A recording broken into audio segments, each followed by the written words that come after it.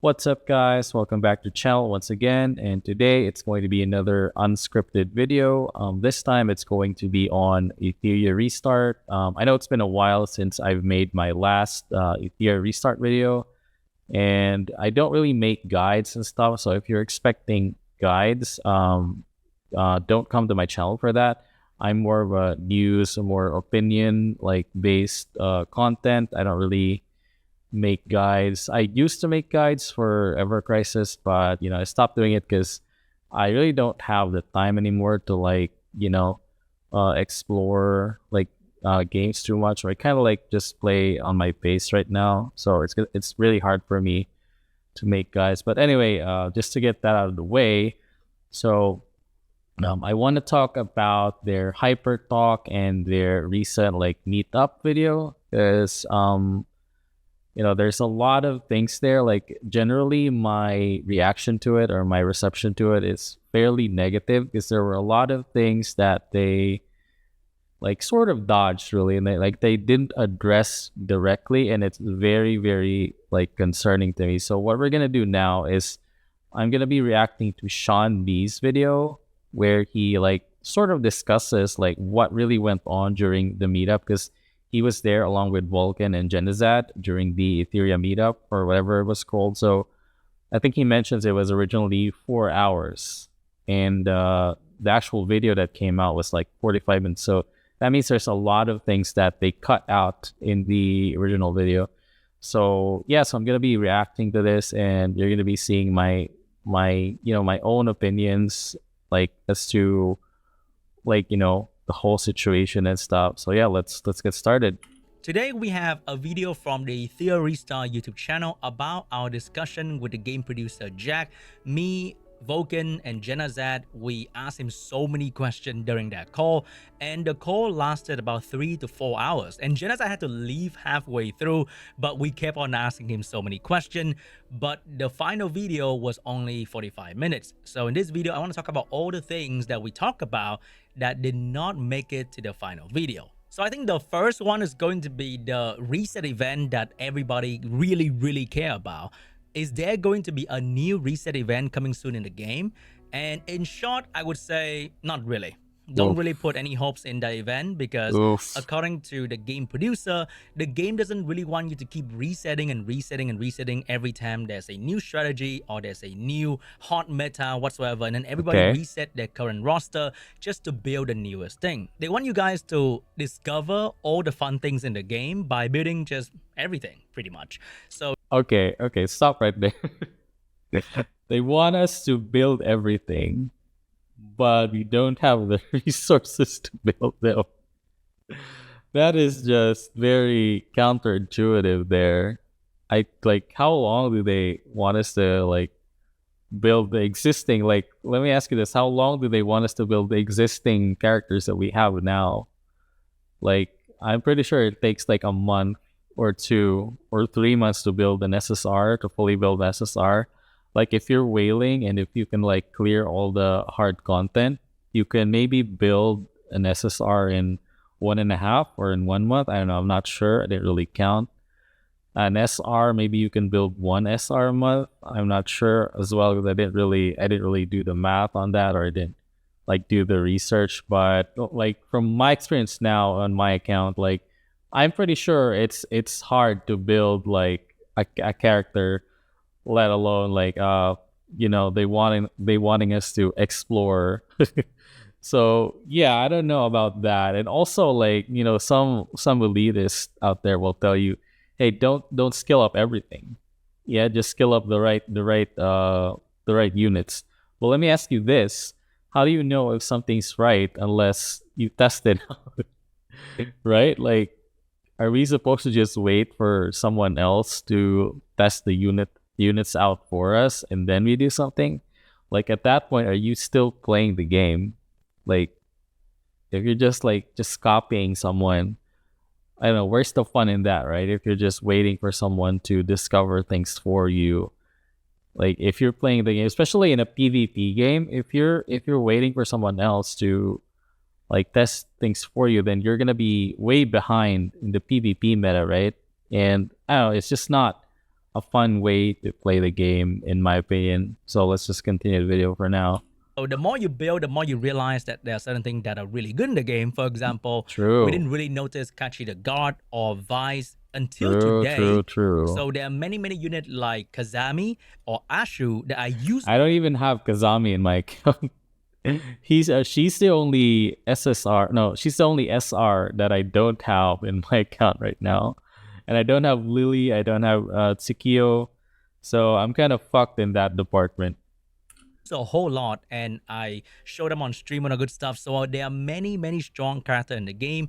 So they don't want you guys to keep resetting every time you 6-star a new character to build the new hardest meta or the new hardest thing whatsoever.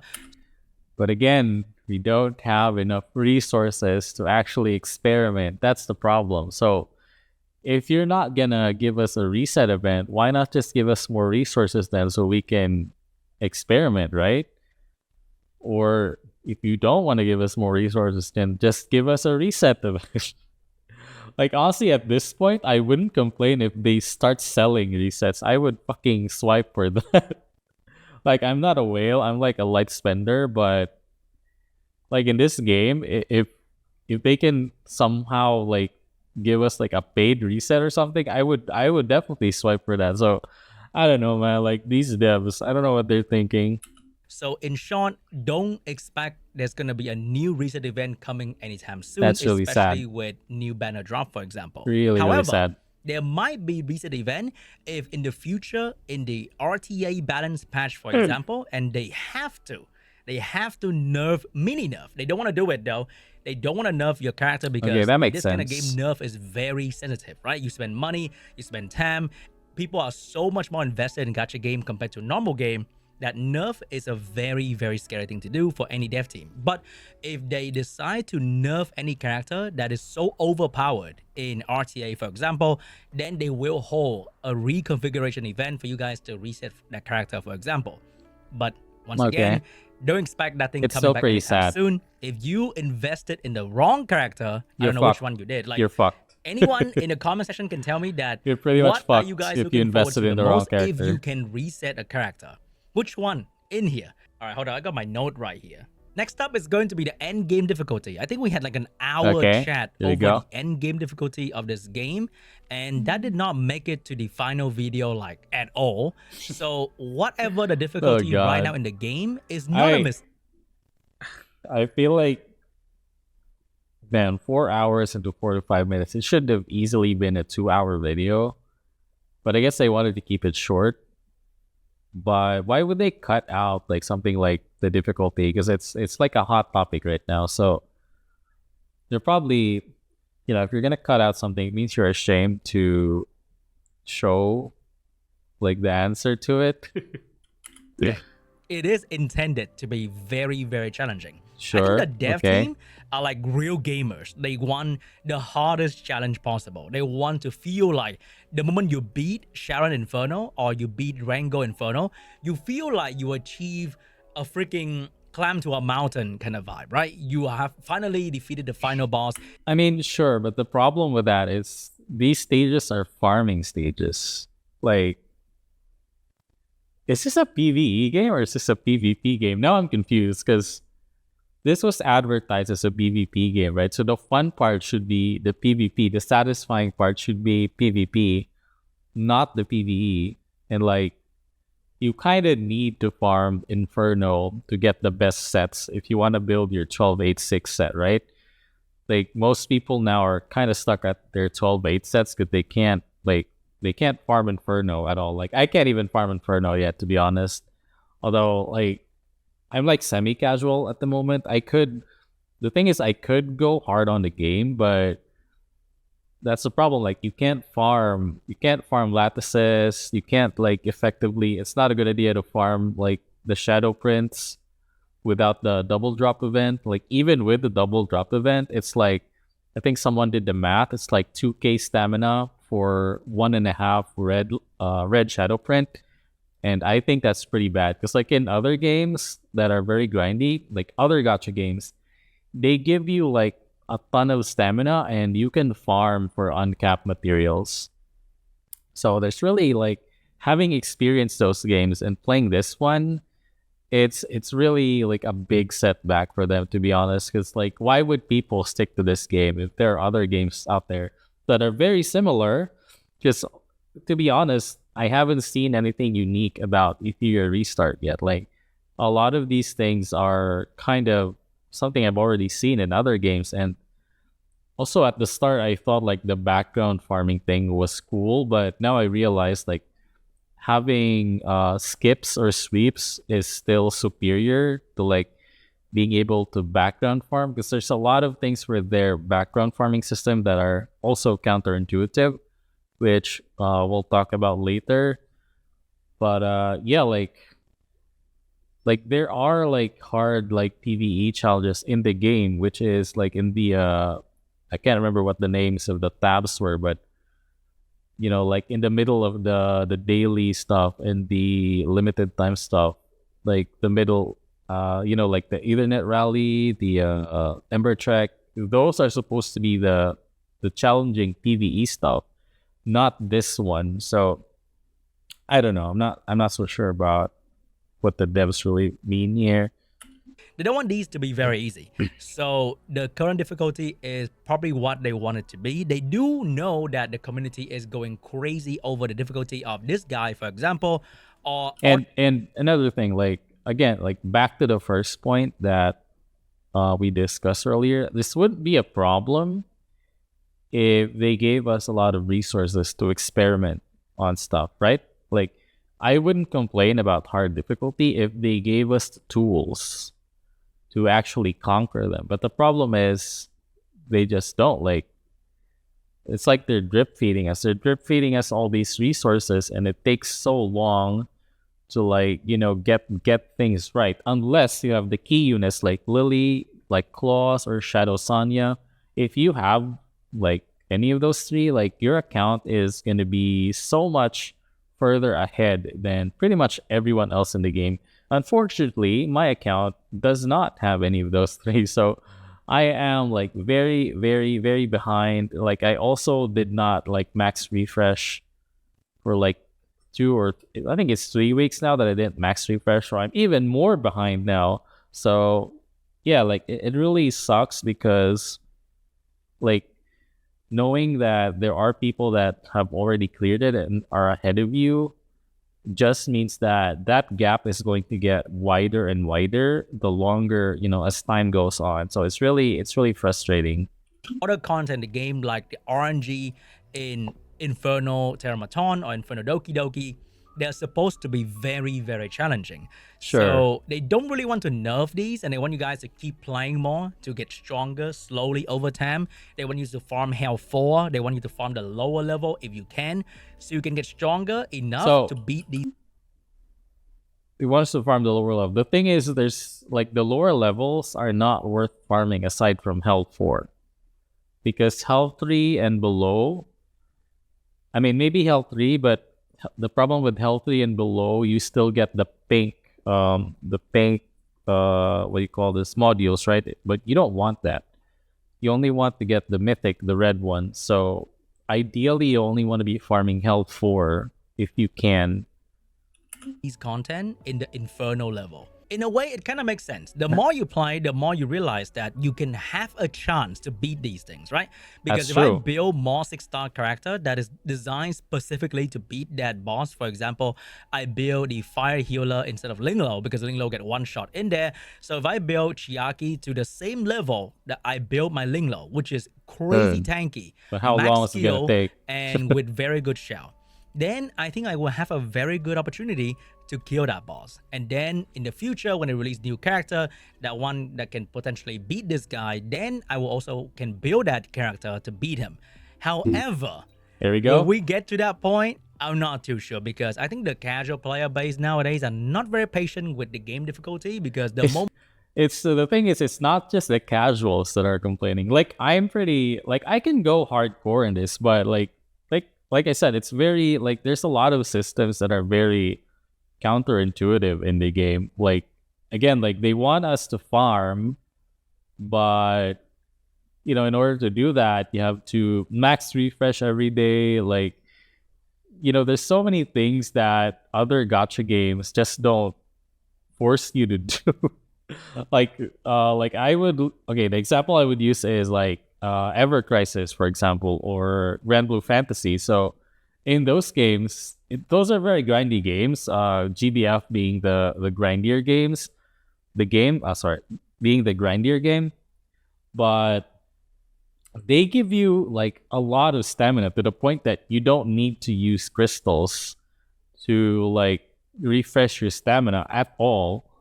So like in that game, like yeah, I don't mind the grind because they gave us the tools to actually do it. But here, sure, you can use crystals, but is that really a good decision to do? Because your crystals are your pull currency, and there's a lot of other things you can buy with it as well. So it's really like there's a lot of very counterintuitive designs with this game, if you ask me. Moment it gets really challenging for over maybe a week or 2 or 3 for over a month. So yeah, I don't think this is like a casual only problem. I don't really think so, because I am not a casual. I'm definitely not a casual. I play a lot of other gacha games right now, like a lot of other non-gacha games as well, and like I go hard. I go really hard, but when it doesn't make sense to go hard, that's when, what's the point? What's the point of going hard? They cannot make progress in the next level of this boss, for example, then they're gonna dip, because there's really no reason for a player to be giga loyal to a gacha game when it's really challenging, when they can go to the next gacha game, which is a bit easier, more free-to-play friendly, cater to their needs, and they just play that instead. And let's say the game reduced down to a very small niche try-hard audience, it's still gonna do okay for a long time, in my opinion. Like, it's not gonna make like crazy money, but it's still gonna do okay. However, we do love for the game to grow, to shine, to have a big player base, to be very popular. But I think with the current difficulty level, it's gonna be really challenging to keep the casual player base engaged, because they feel like they're gonna get stuck, even though it is okay to farm Inferno Nico Nana for like many weeks, and then you move on to Shadow Flame Hoyan, Inferno, many weeks, and then you go back here, and now you are strong enough to beat it. But can a casual player last that long? I'm not too sure. I think Vulcan was especially passionate about Doki Doki RNG, because the boss is designed for you to go to wave number 2 and you don't know what kind of cooldown situation you're in. You get stunned in one shot. I think that is just crazy. We also talk about the enrage mechanic, or the berserk mechanic, the mechanic that the boss will get stronger over time and absolutely destroy your slow team progression, because you never know whether your slow clear team is going to survive well enough. Like, what if there's going to be that one turn where the cooldown doesn't really match up and you lack immunity, for example, you get absolutely one shot? That can be a very scary thing. And also, in every single boss, they're always designed to like kill you very quickly. So if you are not fast enough, like a speed check and then HP check and damage check and maybe unit check, if you don't check all the boxes, they are just gonna either outspeed you, one-shot you. If you're trying to tank, they also kill you because they get stronger over time. So most of the bosses are just very scary in many different ways that a casual player would just absolutely hate everything. Because okay, so he brings up casual again, but again, I'm pretty sure this is not a casual only problem, because even someone like Vulcan is complaining, right? Like he's not even casual. But yeah, like I think the enrage mechanic is a little bit too hard at the moment. Like, it doesn't make sense with the current like stage of the game. But again, if you have someone like Lily, like having Lily is pretty much like doubling your damage, because he can like reset your cooldowns, right? So that's really like having the right account will propel you, or having the right character rather will propel your account like to unimaginable stages, which really widens the gap between the people who don't have the right like characters. It's just really hard, right? However, they did admit that introducing Inferno this early into the game was probably a mistake. Okay, that's actually a good realization, because I think if the highest stage now was only Hell 4, people would not be complaining as much. Because if it was Hell 4, then the gap between the Lily players and the ones that don't have Lily wouldn't be that high. That would have made sense because they wouldn't be able to farm the Inferno sets as well. So I don't know. Like the problem is it's already out. They can't just remove it, right? So there's a lot of things they can do to fix this, but they don't want to because I don't know. They have a lot of pride or something, whatever. It will create a huge gap between people that can clear Inferno and non-Inferno player. But if everybody Exactly. can farm at Hell 4, I think that's going to be a much healthier state for like the early journey of the game. That's true. That's Because I don't true. think Hell 4 is like super challenging. Inferno is a different story. But Hell 4, I think most people can get here. Most people can farm Hell 4 at a decent level. Maybe Yeah, not. that's true. Like most of my modules and shells now are almost like perfect health 4, but not super perfect yet. I'm still like trying to tune them a little bit. But yeah, like I could definitely farm health 4 right now pretty much on my account. 3-star, but you can clear a bit slower at 1-star.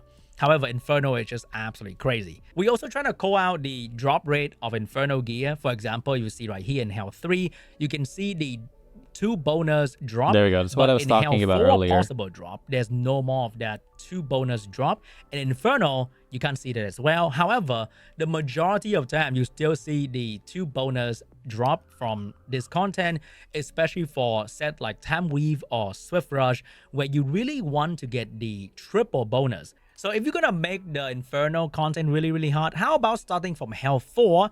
We don't see the 2 Matrix bonus drop anymore. I think that True. would be a great That'd be thing. good. But That'd then be that good. didn't really go anywhere with the conversation, so forget about it. See, that's a problem. That's another problem I see with the devs because I feel like they're listening, but they don't really want to acknowledge a lot of the concerns. So I don't know, man. Third thing is the game economy. So I think they Okay, addressed it a little this is bit another in big the pain final point as video, well. but pretty much they intend for the game to be this crazy. Like you need to feel that you love your coin, you love your training data. When you earn a little bit droplet of those content, you're gonna treasure it because it's so valuable. They want you guys to care about the event reward that's going to give you guys Event rewards. What event rewards? The event rewards are pretty shit, except for the ones that give you like a guaranteed gold lattice. Those are okay. But the other events, I don't know. droplet of the coin, a droplet of training data that you can get from this event. However, I don't think you can get a lot of that from the event either, right? Like you can't really buy the other thing. Like who in their right mind would do this? Because nobody. I really want this. This is So yeah, this is one big problem of the game as well. Like the events, like in other gacha games, they let you buy out the whole event shop. In this game, nope. You gotta choose. You gotta choose carefully. Everything is a choice. Everything is a hard choice in this video game where you're supposed to relax, and it's a mobile game to top it off. You're supposed to even relax even further. so important for progression for at least the first 3 months. You have to 6-star so many characters and you have to max skill these characters as well. So nobody will be able to buy this to make up for the shitty economy right now in the game. If we can have such a good event that I can clear out this entire shop, then maybe the economy would not be a huge problem. However, you can't do that, so sucks to be you. And they also expect you guys to play the game for so long, like a year, maybe. Okay, Sean B in wait. Like them saying that kind of implies that hey, the content that we have right now is good for 1 year. Is that bad? Like most gacha games, most modern games to be exact, have a 3 to 6 month update cycle.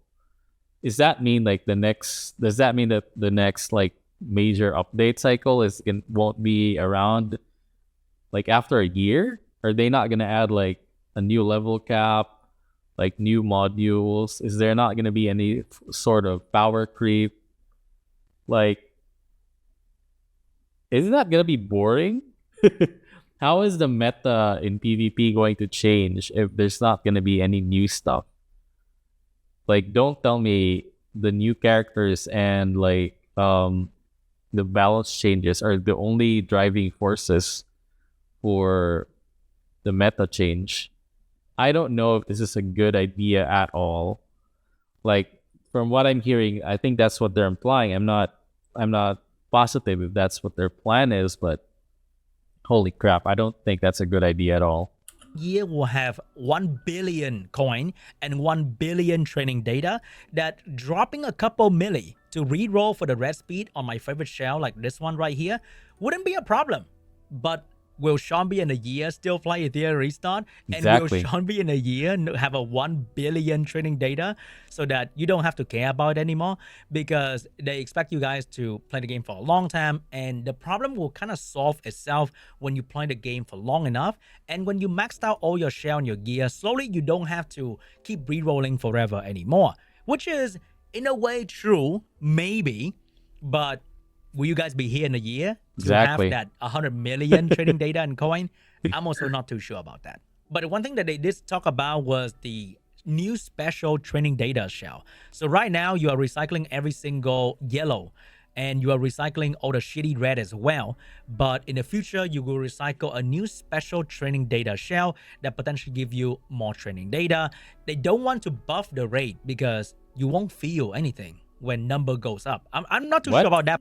What the fuck are they talking about? That doesn't make any sense. Why don't you just up the...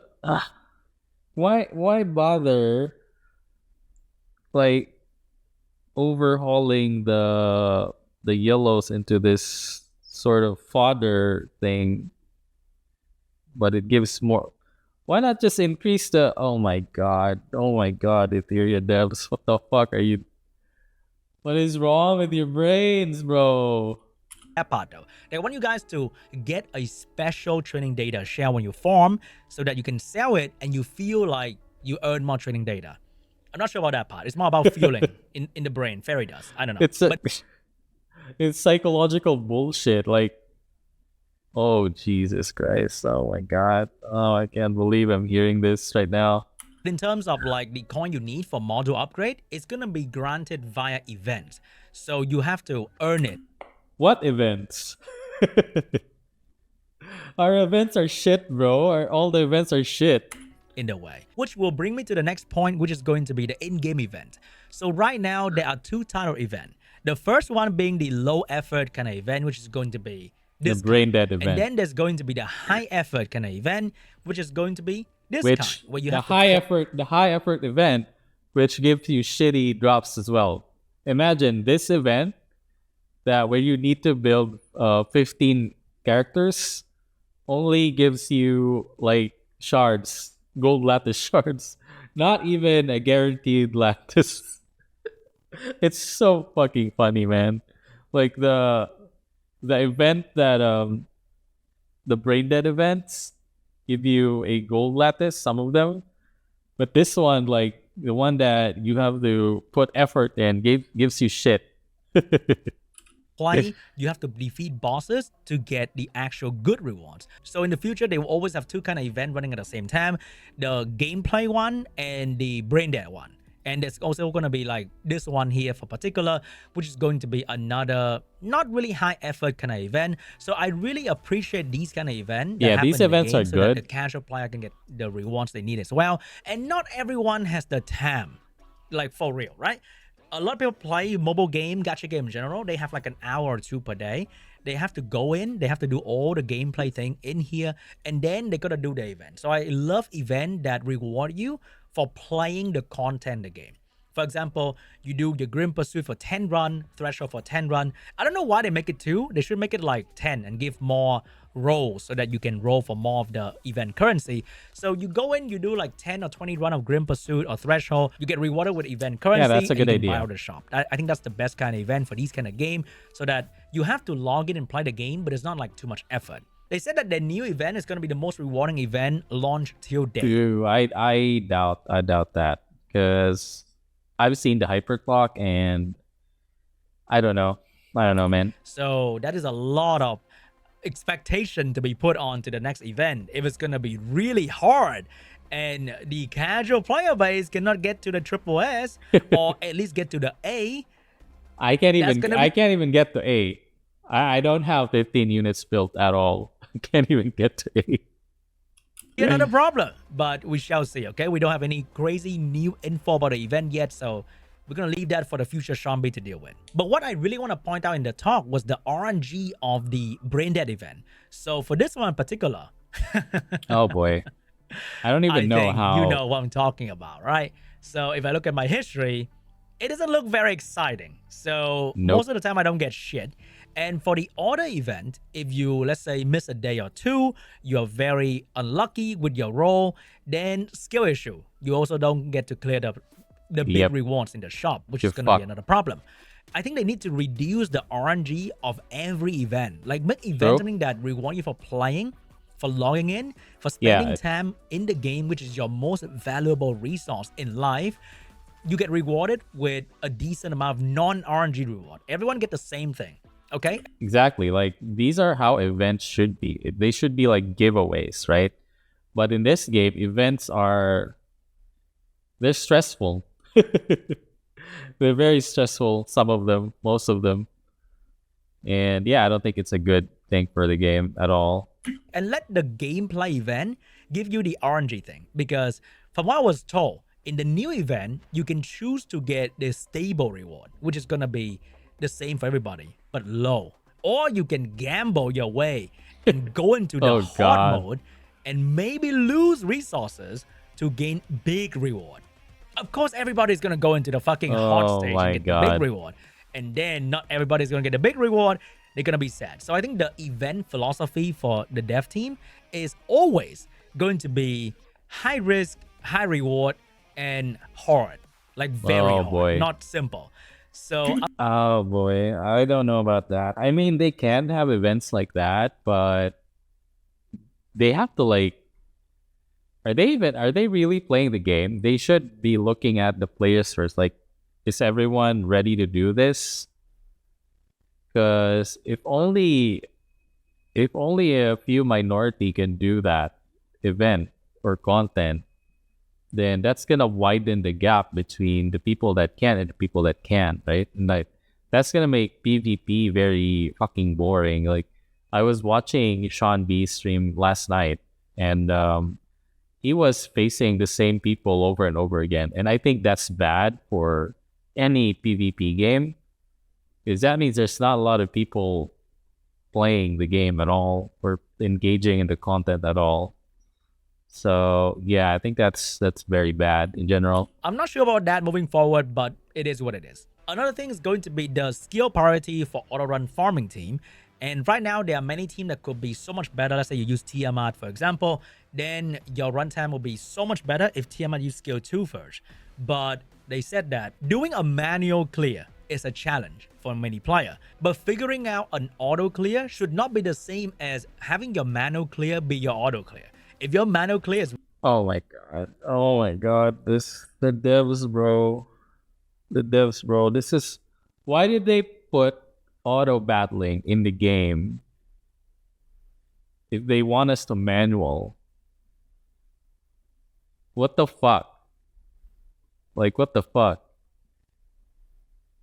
And also skill priority, like I've said this in another gacha game, like the best skill priority system was Final Fantasy XII's Gambit system. Like every turn-based game should have a Gambit system, heads down. Like every turn-based auto game, because like that's just very good. Like there's no other system out there that beats that, to be honest.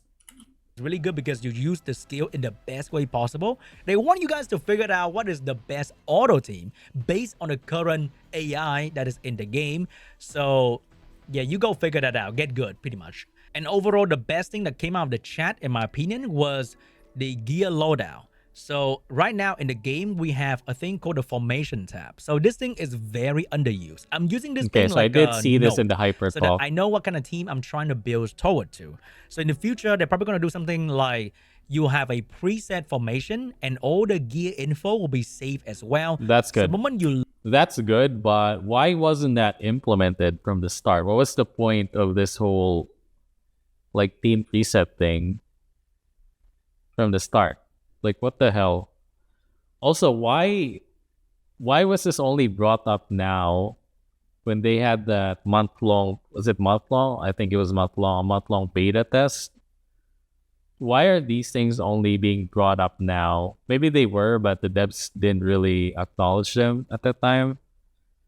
I don't know, man. Load this preset, you will load all the gear of this team so you can start farming the content you want to farm pretty much immediately. And they want to do that for the PvP team preset as well. That's so you good. can preset certain team for arena or summit arena, so you can do that a bit faster. So gear separation between PV and PvP will not happen anytime soon, but more like formation loadout will be happening sometime in the future. I'm not too sure. Okay, sure, So whatever. that's gonna help with people trying to farm different content, because you don't want to farm one thing the entire day. You maybe want to farm two different things, and you want to do PvP as well. So hopefully that's gonna help with that. The second thing that came out from the chat was the double drop event, which is going to be happening in the game rather frequently, every 4 to 6 weeks. So pretty much every And month. also, they want to consider the special occasion that happen in the year, like Christmas or New Year, so that they can turn on double drop so that you can have no life during those days and then never see your family again. But that could potentially happen as well. So double drop is coming back at a decent regular schedule. We still don't know whether is there going to be a fixed date or whatever on these things, but that is one way that they want to help with the in-game economy. To many players who have to work on the weekend, who has a family to take care of, who can have to bring kids to the soccer match or whatever, screw you, okay? Stay home and farm, pretty much. I do think that I told him, how about we just buff this and this, so I don't feel like an idiot farming these content.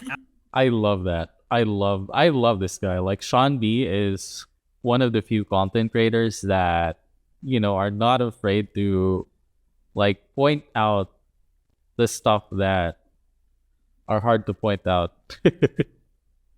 Because a lot of content creators are like, you know, sponsored or don't want to break like ties with, or like don't want to how do I say this? Don't want to like make the relationship between them and the company bad. But content creators like this who are not afraid to, you know, ask the hard-hitting questions, like say the things that are hard to say. These are the content creators that we need more, you know, in these spaces. Outside of double drop, because I think the rate for farming these are like not the worst. You might shout at me for that one, but I think the worst thing to farm is always this and this. In the other game that I play, this content in particular, there's always an option to go into the shop and buy a double EXP drop in the EXP stage. That's a good idea. Farming EXP is not a pain in the ass, and you can do it way faster. So how about we sell the double EXP only? I actually would like that. Okay, I not would with like cash, that. but with gem. And then you can have like a 8 hours window to just go all in on EXP. I Only like that. double the EXP drop. Not the coin, not the summon, not the whatever gem. Only double EXP, so that farming EXP can be less of a pain in the ass. That would be amazing. And maybe in the future, they can drop Lattice Fragment in this content, because this... Okay, that... Instead of Lattice Fragment, why not just drop the whole Lattice? Because the problem with this game is... another problem with this game is that for each level of skill up, it uses the same resources. It's not like other games where, you know, level 2 will use like a lower level of the Lattice, level 3 will use another level, and then finally level 5 will use like the max, the, you know, like the perfect version of that Lattice. So the problem with this game is it's all the same Lattice for all levels.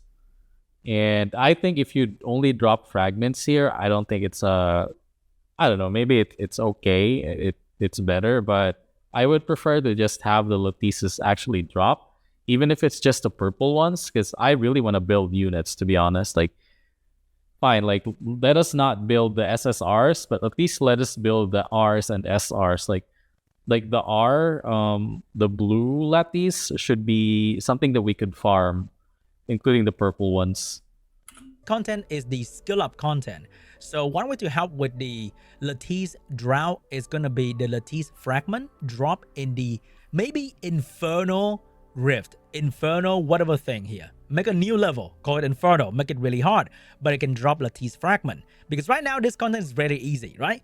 So you don't really care too much about this. Make it harder, make it drop better. I think that's going to help with farming these 2 content as well. And we don't have to worry about double drop ever. And another suggestion that Vulcan made was having double drop event be something that you can activate for that 1 week That's period. good. That's good. So double drop will happen, but it's not going to happen on a fixed schedule for everybody. It will be an event tab that you go in here and you click activate double drop. I like that. When I like you have the time, when you're out of your shift, when you're done with your family, they all go to bed, you can start gaming. And I think that's going to help with a lot of people who will be very busy during the double drop time. And you can farm when you really can during that 1 week period. That's actually a good idea. Activate the event for like a day or 2. I Another like cool thing that. that came out of the chat was they promised that they're working on SR character, so that they're gonna release together with like the new SSR, for boy. example, and maybe it's gonna happen in the new SSR banner, so that you will have a chance to summon the new SR character as well. Again, like releasing new characters when we don't have the resources to build them, very counterintuitive. Like, I'm not talking about maxing a character, but there's just so many characters, man, that you need to build. And it's just, I don't know about this. Because I think the one saving grace for many teams I've built to farm in this game is to build a whole lot of SR character. You can see that I have how many? 7 6-star SR character, and they're all very good across multiple different kind of content. And I want a 6-star more SR character. I want a 6-star Sania, Kazami, Kraken, Merveil, Viper. Maybe not Dinah, but I want a 6-star Chiaki. I want a 6-star Chiaki the Poor Echo. Dinah. I want a 6-star more SR character because they're so good in this game and it can really help you out in all these farming team. Also, new SR like the requirement, I think, I'm not sure about this, but from what I remember, 6-starring a SR character costs the same as 6-starring SSR character. I think that's also a problem. I think each SRs and Rs should cost less to... I'm not sure. It's just from the top of my head. I could be wrong, but I'm pretty sure from what I remember, it costs the same number of like shadow prints for Rs, SR, and SSRs. It's just, yeah, I don't know. is coming, but how soon? We don't know. And lastly is going to be the communication between the game and the player base. I hope that's gonna improve in the future. They said it's gonna improve in the future, and we can only know and trust that word. But that's pretty much it for me. I'm not sure if I missed out anything. If you think that there was something that I should have said in the chat and you wonder what the answer is, you can leave it in the comments down below. I'll try to reply to your comment if I know anything, and I'll see you guys in the next one. Bye-bye. Today we have a video from... So, yeah, like, overall, after watching this, my... I know my reaction to everything that they've said so far, released so far, is still pretty negative. You know, I think they made the game for themselves, and there's no problem with that. It's just that I don't think it's a good business decision. I think their 7 million for this month is gonna turn into 700K real soon. Because like I think they're like trying to appeal to a very niche audience. I guess they don't love money. I don't know. Like, you know, the cool thing about this game is pulling for the regular characters, like the non light and dark characters, is very cheap. It's about $100 something or so. But if you know, if the trade-off is not being able to like use them or skill them up, I would rather the characters be expensive as fuck, as long as we can actually use them when we pull for them, because I think that's way more satisfying, to be honest, compared to, you know, being able to get the character but they're useless, right? Like, people are gonna argue, hey, at least we have the character, but what's the point if you can't use them? Like, you can use them in lower difficulties, but what's the point of using them in the lower difficulties? The point of playing this game is to progress, right? Like, I don't know any other way. I mean, okay, maybe there's some people who just like to collect characters and not really progress, sure, but for the most part, this game was designed for you to progress and like, you know, progress your character. So like I said, there's so many counter intuitive systems in the game that really makes me want to quit the game, to be honest. Like I'm like on the edge right now. I'm thinking of quitting because there's so many. I haven't even played Wuthering Waves yet, and you know I'm already thinking maybe this is time to play Wuthering Waves and drop Etheria restart. So yeah, like those are my thoughts overall with the whole situation with Etheria, and yeah, I do hope it gets better, and I do hope they actually listen and acknowledge the problems that the community is facing, and yeah, I hope the minority, the elitist minority of the game, also sees that it's not a very good idea, especially for a gacha game, to have a very niche like player base. Because again, this is a PvP game. It's gonna suck when you start queuing into arena and you start facing like the same people like over and over again. I don't think that's good for the game at all. So yeah, those are my thoughts, and I'll see you again in the next video. Bye bye. Otsukuro!